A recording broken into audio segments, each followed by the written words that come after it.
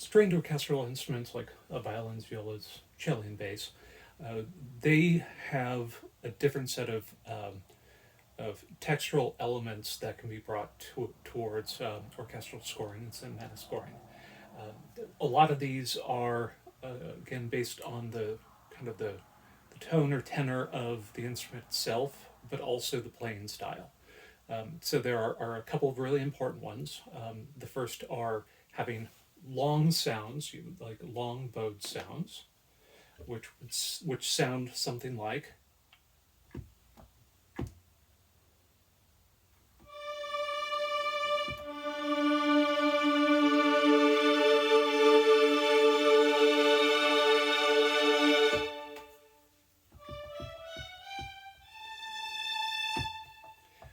So a pretty straightforward bowed violin type of sound. But the other ones are, in my mind, not just equally as important, perhaps more important.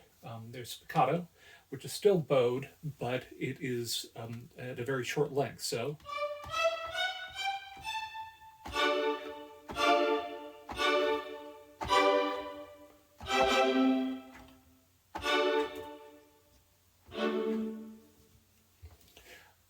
that gives a lot of drama and tension to different types of progressions.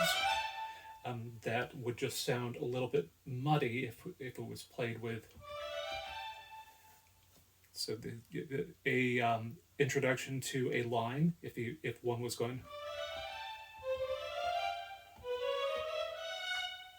sounds or has a lot different emotion and texture than.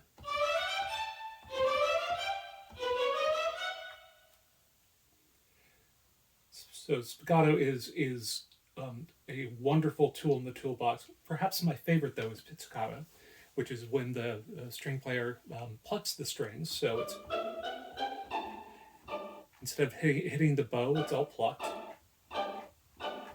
And there are things that like more rhythmic types of lines that can be played this way that are a lot more difficult either in longbow or spizzicato.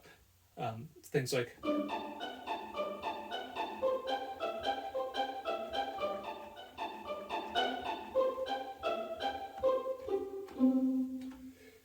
Which sounds a lot different than.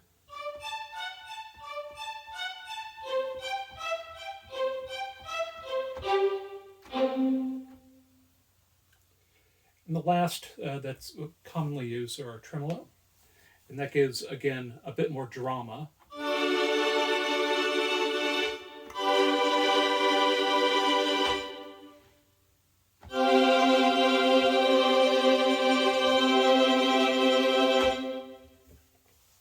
So not as common in normal theme creation or melody creation, but especially during things like sus chords. It brings a lot of closure, or a really nice closure, to a line or melody or theme. Combination of instruments that I'm just absolutely deeply in love with. So we're going to talk about a few of those here in just a moment. But the first is with pizzicato strings. I absolutely love pizzicato strings. What they do is allow you to build rhythm and have it be part of the overall composition. It's something that helps keep time and keep rhythm. It doesn't detract. So I'm going to play with the click track first. I'm going to take the click track out. This is something that is very common in my work that I will set up. So this is a pizzicato string background to the melody here in just a moment. So this is the pizz.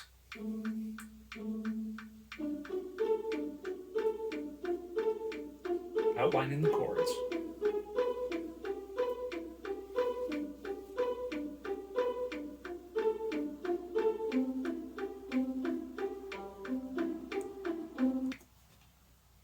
With that, let's put our click on mute, because nobody likes to hear the click, but it's very, very important.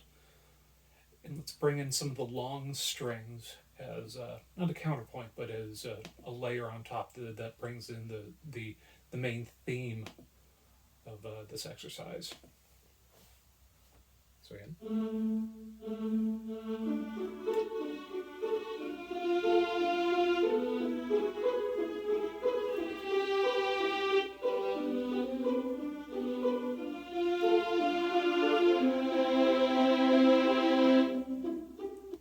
Again, it's the same notes that have been played by the woodwinds, the oboe, bassoon, piccolo, but moving them to a different type of string arrangement, even though they're the same notes, it gives just a different feel to the same theme. And this is something about voicing that just explodes with possibilities. The way that you can combine instrumentation to make even the same theme or same tune or same chord progression means something different in the composition.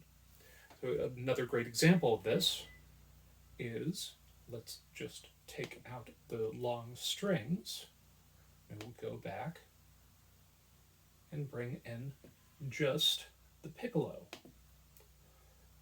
This is something where it's not the family of instruments that are related, but it's the tone, tenor, and register of the instruments that are related. So let's have a quick listen, then we'll see how we build up from this.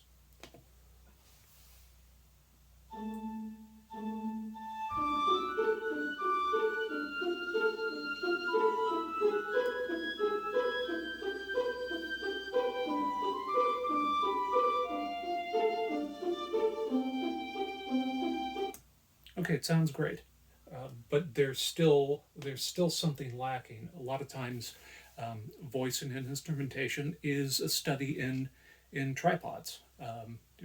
Having three legs to a stool makes it for a fairly steady stool, and it's the same with instrumentation. Having three legs to the instrument makes her steadier. A steadier progression in voicing. So one of the things that in this kind of texture that I like adding is actually just the glockenspiel. So the melody is played by the piccolos.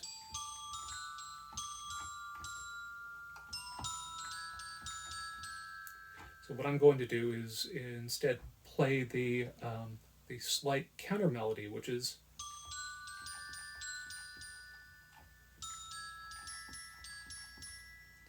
on top of it. So let's see how that sounds all together.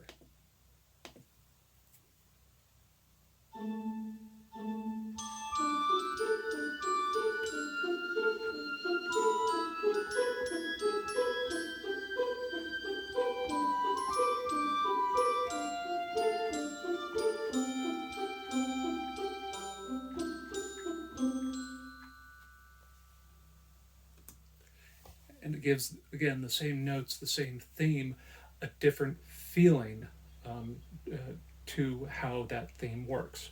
And we're going to go into a bunch more types of voice and instrumentation that gives an even deeper understanding of how voice can be used to completely change how the theme feels.